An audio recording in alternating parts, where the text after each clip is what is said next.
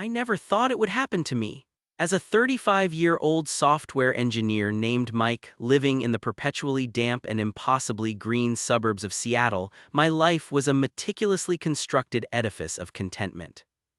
I had a job that challenged and rewarded me at a fast-growing tech firm, a classic craftsman house in Bellevue with a sprawling backyard that was my personal triumph over the Pacific Northwest drizzle, and my wife, Jessica, who I was utterly convinced was the blueprint from which my soul had been copied. We had been married for 7 years, a dynamic journey that had seen us evolve from broke, ambitious college kids subsisting on instant ramen and shared dreams to a bona fide power couple, the kind our friends looked at with a mixture of admiration and envy. I wrote complex, elegant code that brought a semblance of order to the digital chaos of modern life, and she was a supernova in the world of marketing, a dazzling force of nature who could sell sand in the Sahara and make the customer thank her for the opportunity. Our best friends Dave and Chloe, a similarly ambitious couple we had known since our university days, often toasted us at our dinner parties, calling us the ones who actually figured it out. Those parties were my favorite thing. Our home would fill with the rich scent of roasted garlic and the complex notes of a good Cabernet, the air thick with laughter that felt genuine and effortless. I would watch Jessica from across our polished oak dining table, her face animated and glowing in the candlelight as she recounted some hilarious story about a difficult client, and a profound, bone-deep sense of peace would wash over me. I had done everything right. I had built a perfect life with the perfect partner. We were an unstoppable team, laying the bricks of our empire one shared success at a time. I was so blissfully, devastatingly, and completely wrong. The first crack in our perfect foundation was almost imperceptible, a hairline fracture you could easily ignore. Jessica started working late. It began innocently enough, once or twice a week. A big campaign launch for a new client, she would explain, her voice thin and tired over the phone. I would meticulously keep her dinner warm in the oven, and she would eventually stumble through the door, offering a perfunctory kiss on my cheek before picking at her food and collapsing into bed, a portrait of corporate exhaustion. Then it escalated. The late nights became the norm rather than the exception. The specific, believable excuses morphed into vague, dismissive ones. Just wrapping things up, she would text, the words devoid of any real information. Another fire to put out at the office. A subtle but persistent chill began to seep into the warm spaces between us. Her phone, once a casual object left on the counter for looking up recipes or settling trivial debates, became a fiercely guarded fortress. It was always placed face down, a dark, silent rectangle on the granite countertop. If I happened to walk into the room while she was texting, her thumb would move with a reflexive, practiced speed to lock the screen. The easy intimacy we once shared was being replaced by a quiet, gnawing distance. I would try to hug her when she came home and her body would be stiff, her embrace fleeting and passionless. I told myself I was being a good husband, a supportive partner weathering the storm of her demanding career. I rationalized and made excuses for us. But deep in my gut, in that primitive part of the brain that recognizes danger, a small, insistent alarm bell started to ring, a chime I tried desperately to ignore. The night my carefully constructed world was leveled to dust began with a cruel and deceptive normalcy. It was a Tuesday, and I had spent the entire day untangling a particularly vicious bug in a new software build, my brain feeling like a pile of scrambled eggs. I pulled into the driveway around 7, fully expecting the familiar silence of an empty house, but to my surprise, Jessica's sleek black sedan was already there. A foolish little spark of hope ignited in my chest. Maybe she had a rare early night. Maybe we could actually have dinner together. I walked in to find her just stepping out of the master bathroom, wrapped in one of our ridiculously fluffy white towels. She said a sudden splitting migraine had forced her to leave work early. She seemed agitated, her movements sharp and jerky, but I was so pathetically grateful for her presence that I did not push for details. While she went upstairs to get dressed, I decided to make one of her favorite comfort meals, a simple pasta with a pesto cream sauce. Her phone was on the kitchen island, and for the first time in what felt like an eternity, it was face up. As I reached past it for the bottle of extra virgin olive oil, the screen lit up with an incoming message. My eyes, without any conscious direction from my brain, flickered down. The contact name was one I did not recognize, Trevor. The message preview was short, but it was a wrecking ball. Can't wait for this weekend. Winking face. Last night was amazing.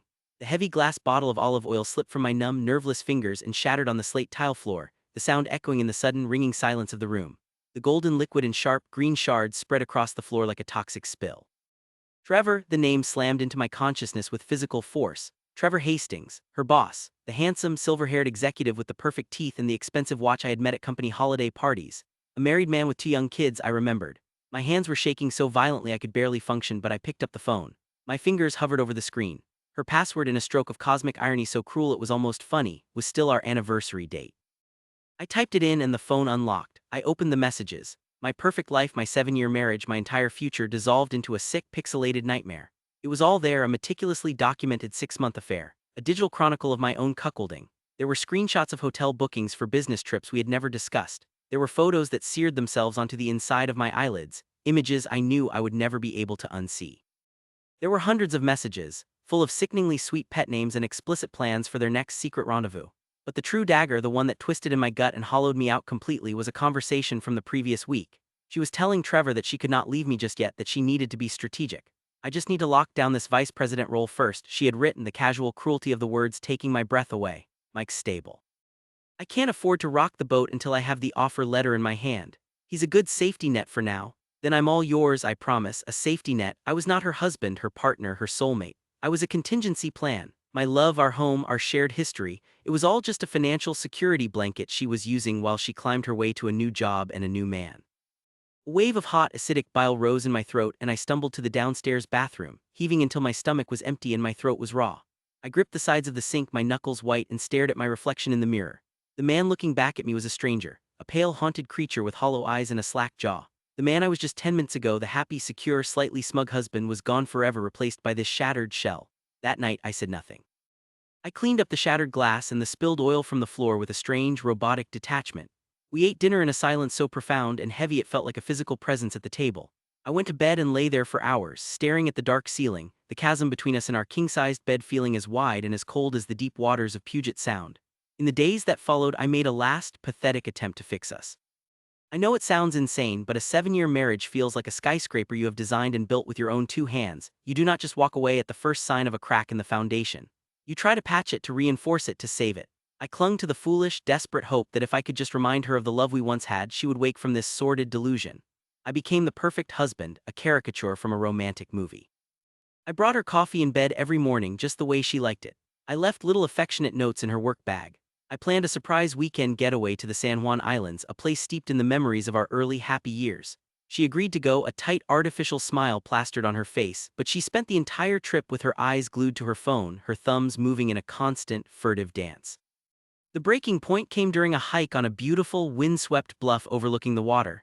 The air was crisp and clean, the scenery breathtaking. It was the perfect moment for a heart-to-heart. "Jess, are we okay?" I asked, my voice trembling despite my best efforts to keep it steady. "You feel so far away lately. I feel like I'm losing you." She stopped walking and turned to me, not with anger or sadness, but with an expression of pure, unadulterated pity that was more insulting than any argument could ever be. "Mike, please do not be so needy," she said, her voice flat and devoid of warmth. "I'm just incredibly stressed with work. It's all in your head." The gaslighting was so blatant, so utterly dismissive of my genuine pain, it felt like a physical blow. Any lingering ember of hope I had for reconciliation was instantly extinguished, snuffed out by the cold reality of her contempt. The final nail in the coffin of our marriage was hammered in a few days later. I came home from work early and heard her voice drifting from the back patio. She was on the phone, her tone light, conspiratorial, and laced with a cruel amusement. I know, he's trying so hard," she was saying, followed by a light, tinkling laugh that made my blood run cold. "It's almost cute in a pathetic sort of way. He planned this whole romantic trip. I honestly almost feel bad for him." There was a pause as she listened to the person on the other end. "Oh, definitely. As soon as the offer from Sterling Cooper comes through, I'm telling him. He'll be a wreck, of course, but he'll get over it. People do." I backed away from the glass door silently, my fists clenched so tight my fingernails dug into my palms. The hurt was still there, a raw, screaming wound in my chest, but it was now being forged and tempered by something else, a cold, hard, crystalline rage. The emotional, loving husband was dead. In his place stood a software engineer. My brain, which excelled at logic systems and identifying points of failure, took over. If she saw our life as a business transaction, a strategic game, then I would orchestrate a hostile takeover. My revenge would not be a messy, emotional outburst. It would be a meticulously coded, systematic demolition of her entire life. My first move was to gather an unassailable arsenal of evidence. I went to a specialty electronics store and purchased a tiny, state-of-the-art voice-activated audio recorder. The next morning, I slipped it into an innocuous side pocket of the leather work tote she carried every day. The files I downloaded each night were a treasure trove of her deceit. I listened to her flirtatious lunches with Trevor, their whispered plans for the weekend, and a particularly galling conversation she had with a work friend, a woman named Sarah, where Jessica bragged about how she had Trevor completely wrapped around her little finger and that the vice president job at the rival firm, Sterling Cooper, was practically hers. She was so confident, so unbelievably smug. One evening she was sitting at the dining room table, humming a cheerful tune as she polished her resume on her laptop. "Just keeping my professional profile updated," she said to me with a brilliant false smile. "Got to stay sharp in this market." After she went to bed, she left her laptop open, plugged in, and glowing on the table. It was not an oversight, it was a symptom of her arrogance. It was an engraved invitation to her ruin. I sat down in her still warm chair and opened the document. Jessica Miller, marketing executive. It was impressive, a testament to her ambition and skill. It was about to become a work of art, a masterpiece of fraudulent self-aggrandizement so subtle and yet so damning it would be her undoing. I did not just add a few clumsy lies, I wove an intricate tapestry of deceit. I elevated her title from the accurate marketing manager to the much more impressive senior director of regional marketing and synergy. I invented an entire award-winning, 6-month-long project, giving it a suitably corporate and meaningless name, Project Nightingale. I wrote a series of detailed, bullet-pointed descriptions for it, filling them with jargon about leveraging cross-platform analytics to achieve a paradigm shift in consumer engagement, complete with a wholly fictional 25% increase in market share. To add a touch of academic prestige, I added a fake certification in advanced digital strategy and analytics from the Stanford Graduate School of Business, complete with a plausible completion date. But my piece de resistance, the move that was pure psychological warfare, was the final, devastating touch.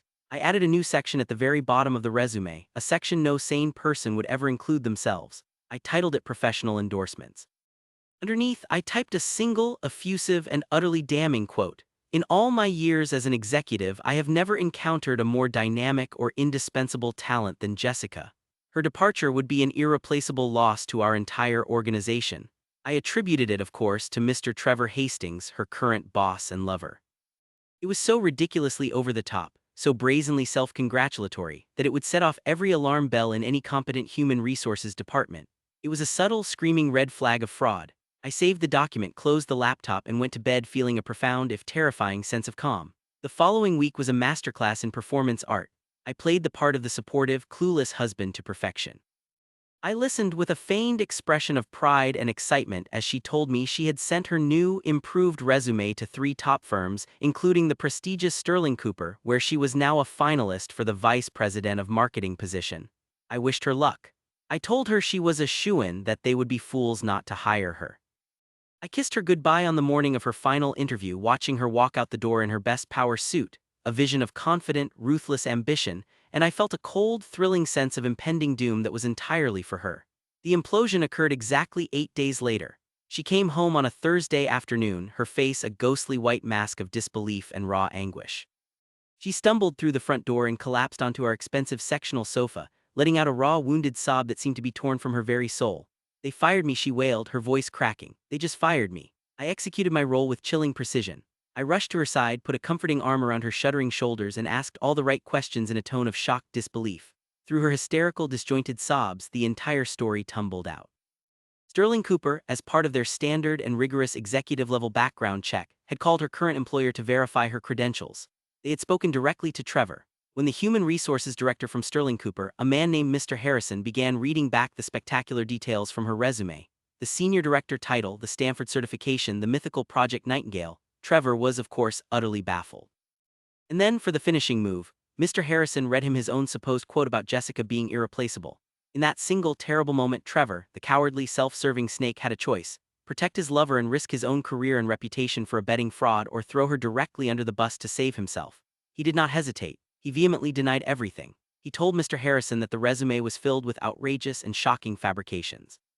To protect his company from any potential liability, he informed Mr. Harrison that he had no choice but to terminate Jessica's employment immediately for gross misconduct and attempting to defraud a potential employer. He did not even have the decency to do it himself. He had the head of human resources escort her from the building like a common criminal. She sat there on our sofa, weeping, completely blindsided, having no idea how her carefully crafted resume had been weaponized against her. She mumbled something about maybe uploading an old aspirational draft by mistake. I let her exhaust her tears until her sobs subsided into pathetic, hiccuping sniffles. Then, when the room was quiet except for her ragged breathing, I stood up. I walked calmly to my briefcase, which I had left by the door. I retrieved a thick, heavy manila folder and placed it gently on the coffee table in front of her. She looked up at me, her eyes red and puffy with confusion. "What's this?" she whispered. "This," I said, my voice as flat and dead as the love I once felt for her, "is the real reason you were fired." Her hands trembled as she opened the folder. Inside, neatly organized, were the high-resolution, color-printed screenshots of every text message, every sordid email. The full, damning transcripts from the voice recorder. The hotel confirmations from their secret getaways, a complete and undeniable record of her betrayal. I watched the color drain from her face as she flipped through the pages. I saw the confusion morph into dawning horror and then finally into the sick, gray pallor of someone who has been utterly and completely caught. Her mouth opened and closed, but no sound came out. "You can stay on the couch tonight," I stated, my voice as cold and hard as the slate tiles on the floor. "But I want you out of my house by noon tomorrow. My lawyer has already filed the divorce papers." She began to beg, to plead, to apologize, to cry again, but this time they were the desperate, ugly tears of someone whose entire world has just been detonated. The words were meaningless noise. I just turned and walked away. My revenge, however, had one final, crucial act. Trevor also had to pay. A few days later, I went to a public library across the city. I used one of their computers to create a new, anonymous email address. I composed a single, simple email to his wife, Emily Hastings, whose name and email I had found through some simple online sleuthing. The subject line was chillingly direct: "Your husband." The body of the email contained only 3 attachments: a PDF of the hotel receipt from his last business trip with Jessica, a screenshot of one of the more graphically explicit texts he had sent her, and a single sentence from me: "You deserve to know the truth." I hit send, deleted the email account, cleared the browser history, and walked out into the rain, feeling nothing but a profound sense of closure. The fallout was, as I had hoped, biblical. I learned through Dave, who had heard it through the corporate grapevine, that Trevor's wife, Emily, had immediately filed for divorce. The proceedings were brutal and very public, costing him his reputation, his career, and a significant portion of his fortune. He was a pariah. Jessica, as I had meticulously planned, was radioactive in the tight-knit Seattle marketing community. The story of her spectacularly fraudulent resume became a legendary cautionary tale told over happy hour drinks at downtown bars. She never worked in her chosen field again. The last I heard, she was managing a skincare kiosk at a mall in a different state. And then, just when I thought the story was over, came the twist I never saw coming. 2 months after the dust had settled, I received a message on my professional networking profile. It was from Mr. Harrison, the very same human resources director from Sterling Cooper. He wrote that while they obviously could not hire Jessica, he had been privately fascinated by the sheer, cold-blooded genius of the Résumé sabotage. He did not know I was the architect, of course. He just saw the brilliant, devastating result. He wrote, and I will never forget these words: "Anyone who can orchestrate a strategic takedown that meticulous, that creative, and that effective without leaving a single fingerprint is someone I want on my team." They offered me a newly created senior strategic role, a position 2 full levels above my old one, with a salary and benefits package that was frankly life-altering. I accepted the job.